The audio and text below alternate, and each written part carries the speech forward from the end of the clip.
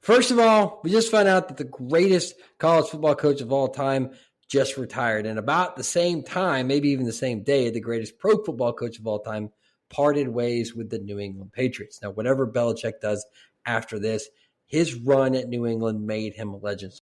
Now, we all know about Kirby, Lane, and Jimbo. Every time Alabama plays Georgia at Texas A&M, the record Nick Saban had against his former assistants would flash on the screen. We even know about those that kind of ventured outside of the SEC, like Dan Lanning and Mario Cristobal. But what most people don't know is that there were around 15 coaches that worked for Nick Saban that went on to be a head coach at some level. Some of them, like Kirby, Nick probably smiles with pride. And then there are some like this guy, probably made him do a little bit of this. Saban was a head coach off and on for 30 years, mainly on.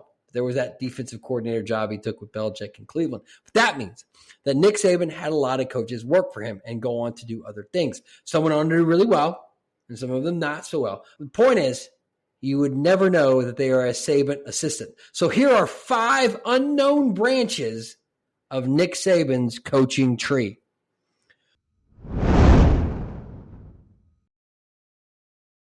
Mark Dantonio and Nick Saban did actually meet in the 2016 Cotton Bowl in the first round of the second college football playoff, with Nick Saban beating down his old defensive backs coach 38-0. Saban wanted to win his first national championship in the college football era, and Dantonio wouldn't reach a New Year's Six Bowl ever again. He isn't on here because he's so bad.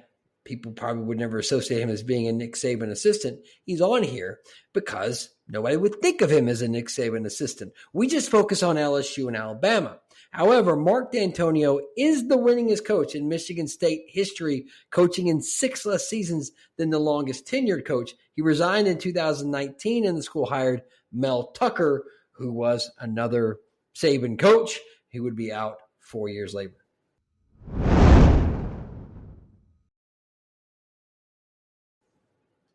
Now, if you were going to put Jason Garrett on anyone's coaching tree, first name that came to your mind would probably be Wade Phillips. After all, Phillips was the coach for the Cowboys when Garrett was the offensive coordinator.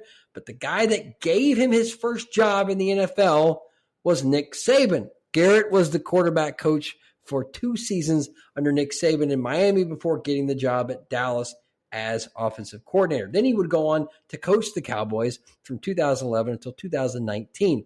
He was known more for being really just average, posting 3 straight 500 win seasons. And then he went on to win 3 NFC East championships in 6 years. But it was his averageness that ended up getting him. Jerry Jones waited a long time dealing with a 500 coach before realizing that he wasn't going to be the coach to take them over the top. And it doesn't look like Mike McCarthy is going to be that guy either.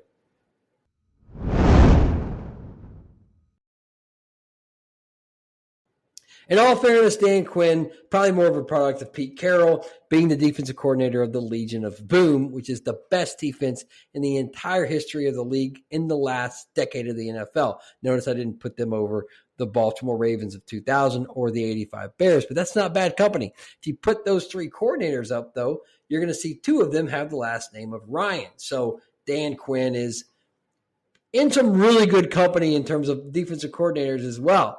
Quinn was hired by Atlanta, hoping that he would bring that same style of defense to the South.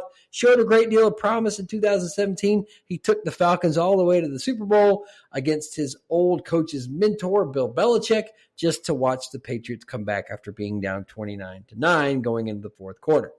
He was fired during that weird COVID year in 2020, and he's now the defensive coordinator for Mike McCarthy in Dallas. He is on the tree, though. He was the defensive line coach for Saban in Miami from 05 to 06.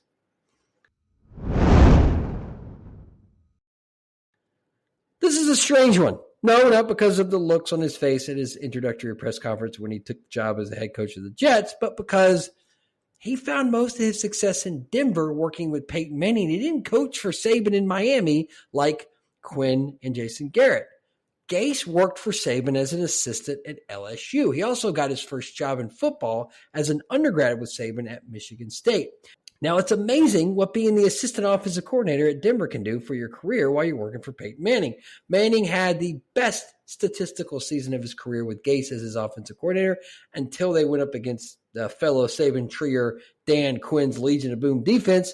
But that got him the job in Miami, where his only somewhat successful season was in 2016 when he took Saban's old team, the Dolphins, to the playoffs. And then there was that train wreck in New York where he went 9-23. To be fair, though, the Jets haven't seen much better success before or since. Last time a Jets head coach had coached more than 3 seasons and had a winning record was Bill Parcells. Now, I know you're thinking it was Rex Ryan, but Ryan finished just under 500 with 46-50 in his 6 seasons, going back-to-back AFC championship games.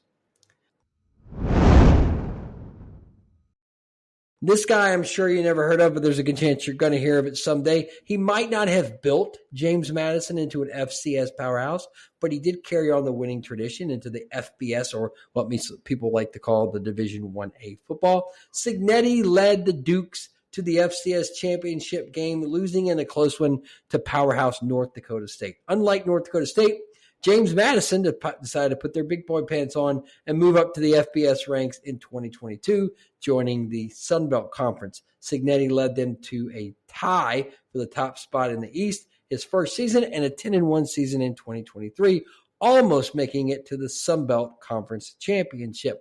Now, Cignatti made several stops before landing in Tuscaloosa as a wide receivers coach for Saban's first 3 years in Alabama. He was also the recruiting coordinator, so you think that might carry over for a little bit too. Cignatti just took the head coaching job at Indiana, which is going to be a challenge, so don't really know how he's going to do there, but I hope he does really well.